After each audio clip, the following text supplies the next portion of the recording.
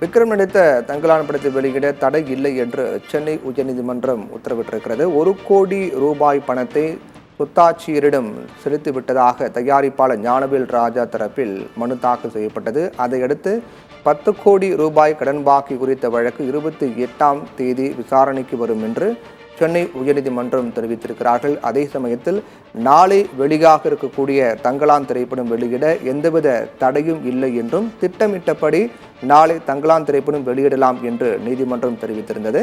இந்த வழக்கினுடைய பின்னணி பொறுத்தவரையில் தங்கலான் படத்தினுடைய தயாரிப்பாளர் ஞானவேல் ராஜா மற்றும் ஈஸ்வரன் ஆகியோர் ஸ்டுடியோ கிரீன் நிறுவனத்துடைய பங்குதாரர்களாக இருக்கிறார்கள்.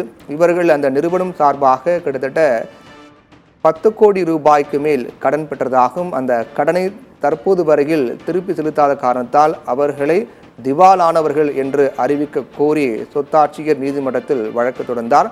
அந்த வழக்கின் விசாரணை நேற்று முன்தினம் அது தொடர்பான விசாரணை நடைபெற்ற நிலையில் இந்த வழக்கை விசாரித்த நீதிமன்றம் உடனடியாக ஞானவேல் ராஜா 1 கோடி ரூபாய் பிணை தொகையை டெபாசிட் தொகையாக நீதிமன்றத்தில் செலுத்த வேண்டும் என்றும் அப்படி செலுத்தாவிட்டால் அவருடைய தயாரிப்பில் உருவாகி இருக்கக்கூடிய ரஞ்சித் இயக்கத்தில் விக்ரம் நடிப்பில் உருவாகியிருக்கூடிய தங்கலான் திரைப்படம் திட்டமிட்டபடி வெளியாகாது. சுதந்திர தினத்தன்று இந்த படம் வெளியாகும் என்று அறிவிக்கப்பட்ட நிலையில் அன்று வெளியிட உத்தரவிட முடியாது என்று நீதிபதிகள் தெரிவித்தார்கள்.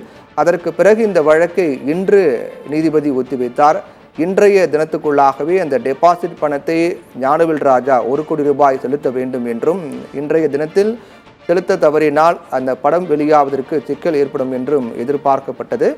அதையொட்டி இந்த வழக்கு இன்று மீண்டும் விசாரணைக்கு வந்தது. இந்த வழக்கினுடைய விசாரணையின் போது ஞானவேல் ராஜா தரப்பில் பதில் மனு தாக்கல் செய்யப்பட்டது. அந்த பதில் மனுவில் 1 கோடி ரூபாய் சொத்தாட்சியரிடம் கொடுத்து விட்டதாகவும் டெபாசிட் பணம் நீதிமன்றம் கூறியது போலவே அந்த டெபாசிட் பணமான 1 கோடி ரூபாய் செலுத்திவிட்டதாக ஞானவேல் ராஜா தரப்பில் தெரிவித்திருந்தார்கள்.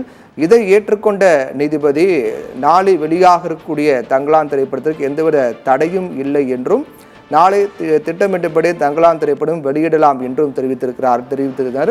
அதே போன்று ஞானவேல் ராஜா மற்றும் ஈஸ்வரன் ஆகியோர் வாங்கிய இந்த கடன் வட்டியுடன் சேர்த்து பல கோடி ரூபாய் இருக்கக்கூடிய நிலையில் அதை முறையாக செலுத்த வேண்டும் என்றும் நீதிமன்றம் உத்தரவிட்டிருக்கிறது.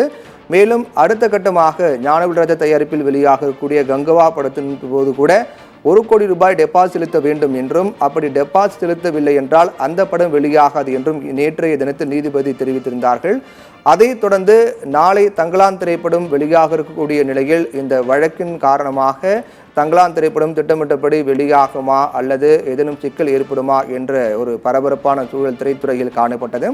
ஆனால் அதற்கு முன்னதாகவே இன்றைய நாளில் இந்த வழக்கு விசாரணைக்கு வரும்போது ஞானவேல் ராஜா தரப்பில் நீதிமன்றத்தில் பதில் மனு தாக்கல் செய்திருக்கிறார்கள்.